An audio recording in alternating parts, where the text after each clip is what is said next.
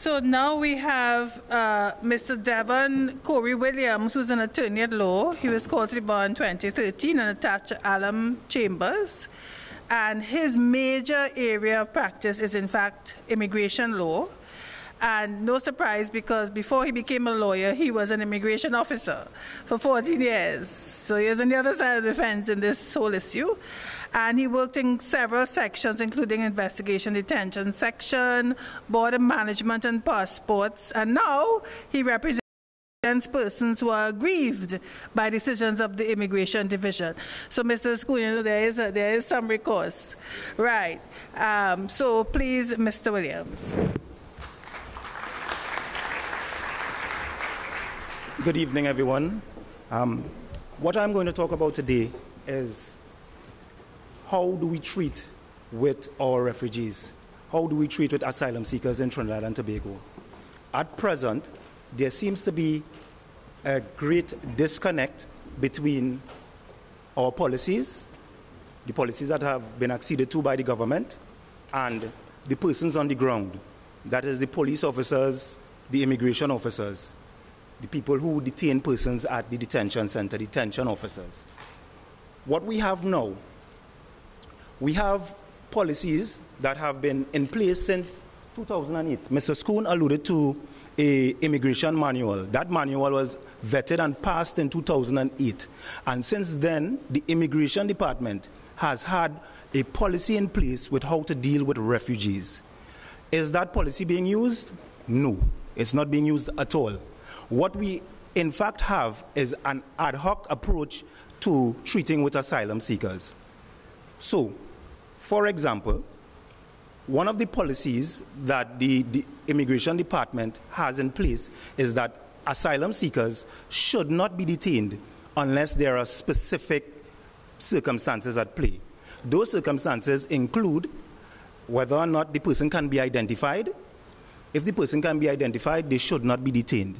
If the person is not a threat to national security, the person should not be detained. And if the person is going to be detained to determine their identity, it should not be a long-term detention. However, what we have in place is persons who have been identified, persons with asylum seeker certificates, persons who we know who they are and where they can stay in Trinidad and Tobago. They have been taken up and placed in the detention center for indefinite periods of time.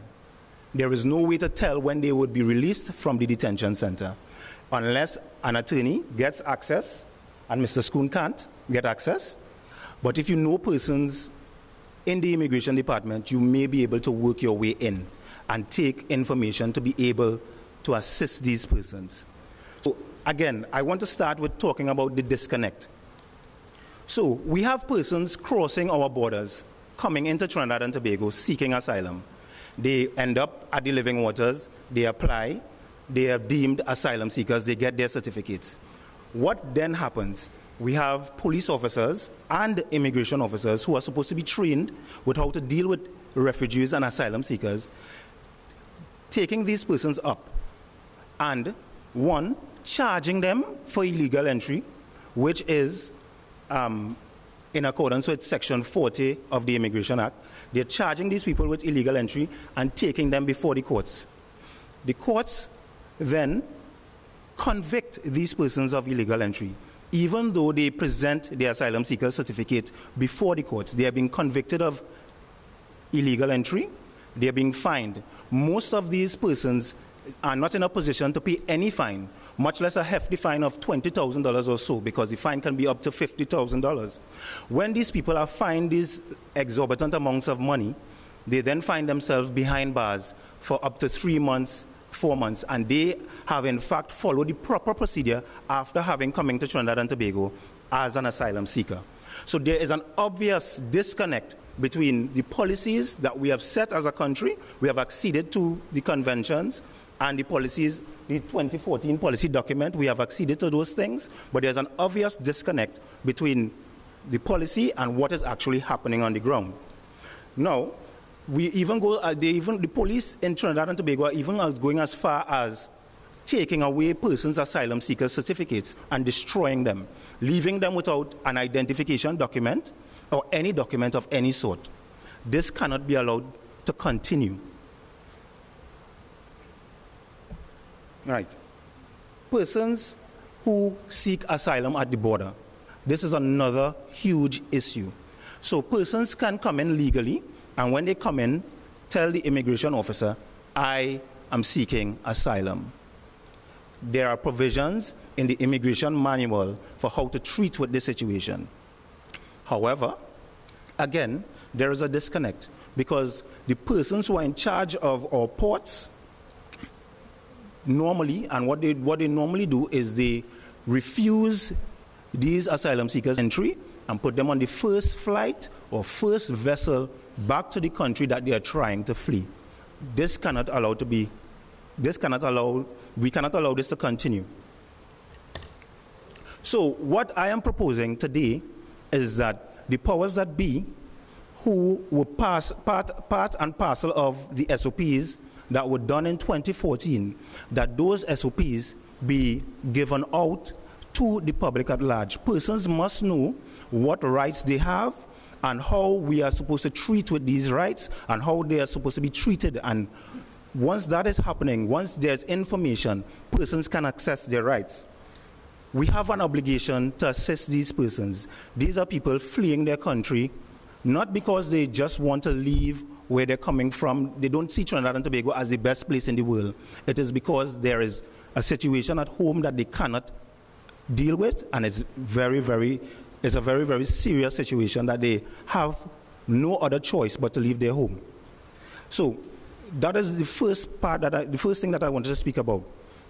The next thing that I want to do is address misinformation. That is something that has our society in upheaval and causes our society to express a very xenophobic view of migrants and refugees. For example, I just heard a figure bandied about 40,000 Venezuelan refugees here in Trinidad and Tobago, migrants. That figure cannot be correct. It simply cannot be correct.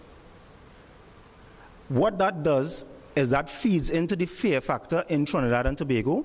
We have a lot of persons here in Trinidad and Tobago because of the economic downturn that we face. A lot of persons in Trinidad and Tobago are fearful that, one, migrants will come here.